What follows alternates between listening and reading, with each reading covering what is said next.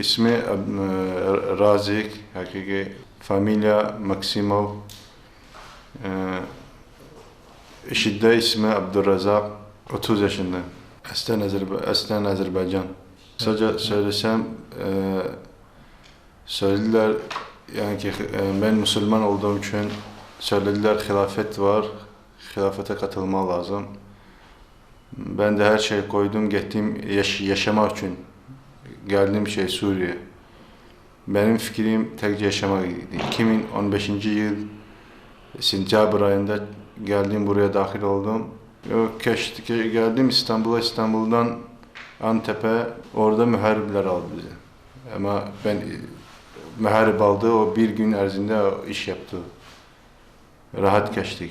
Şimdi bilmem ama evveller rahat iş yapıyordular. O adamlar ki Türkiye'de oturmuş, o müharibler onlar özleri bilir, tertip yaparlar. Görevin DAEŞ'te fakat şurada İslamiye'de 2 ay çalıştım ben. Kalan o vakit ben oldum, Mektep-i Cerrah'da. Yani ki hastalar olan mektebe orada oturdum, evde oturmuştum. Ve öz parasını evde alırdım, yani medeni kimi yaşıyordum. Yani adi avam kimi yaşıyordum.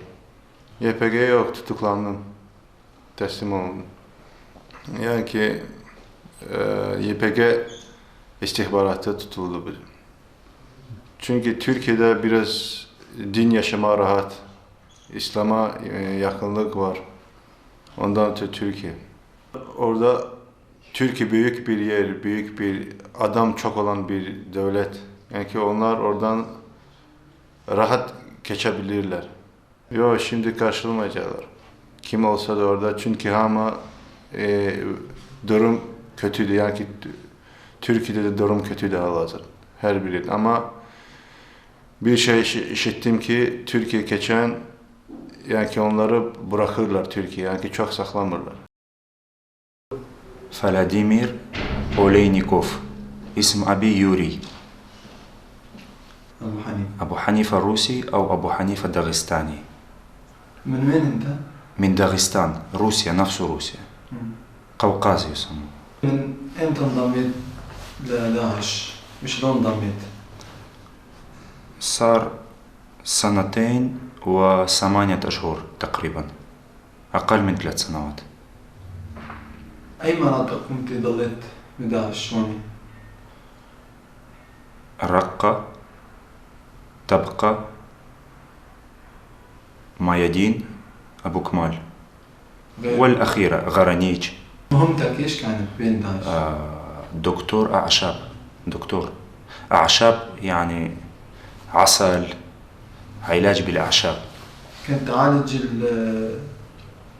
الجرحى؟ كل. انتو كان هدفكم تروحوا على تركيا. ليش تركيا بالأخص؟ ما في مكان ثاني، ما عندنا مكان ثاني.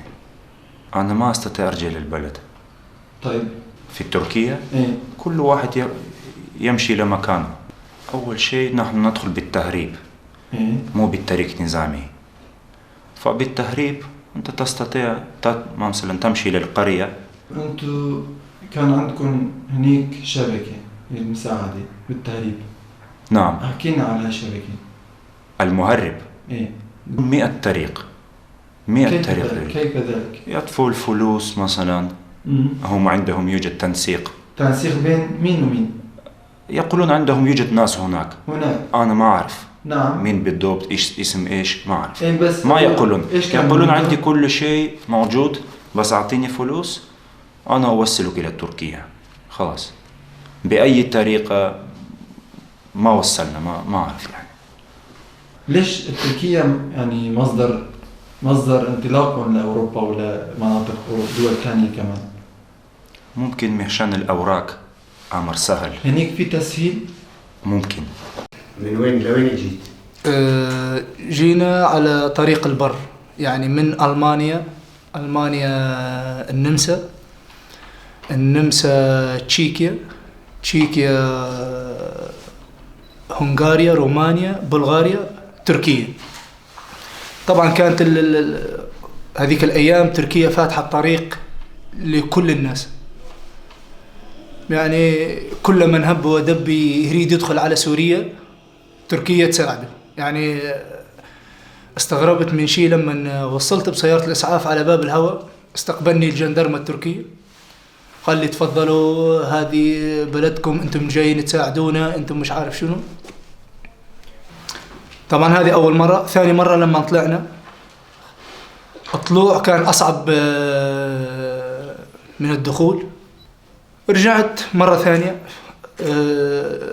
جبت زوجتي وأبنائي. يعني انت رجعت مرة ثانية إيه. تركيا مشان تجيب زوجتك؟ نعم. وين كانوا زوجتك وابنائك؟ بتركيا، باسطنبول.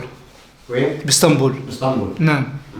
الجيش التركي يعني متساعد معنا، يعرفونك انك منك ابن البلد ويفتحوا لك الحدود، بس ادخل، يريدون بس انك تدخل على تركيا. اللي يروح على تركيا من الدواعش ان كان يعني مهاجر او انصاري يجد مأوى آمن. أيضا فيه يعني حوالات من أجل تحويل الأموال اللازمة لهذه العمليات وكذا، موجودة عندهم يعني بكثرة. هنيك الدواعش عندهم قاعدة وأساس، وكثير عالم موجودة هنيك تشتغل لحساب داعش في تركيا. في تنسيق بين داعش وتركيا على صعيد يعني شوي عالي. يعني مو أي شخص في داعش يعرف شو صاير بين الدولة، بين تنظيم داعش وبين دولة تركيا. ثاني شيء، في عندهم ناس أتراك من ضمن داعش كانوا يخرجون إلى تركيا، وأنا أعرف هذا الكلام، يعني متأكد مما أقول. كانوا يخرجون إلى تركيا للتفاوض معهم من أجل السلاح، من أجل الأدوية، من أجل أغراض عسكرية مثل النواظير الحرارية وغيره وغيره، وقناصات وغيره. أسمعهم مثلا.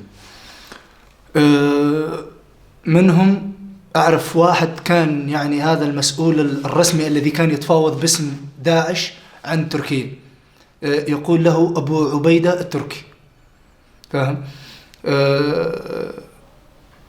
هذا بالنسبة من داعش على تركيا.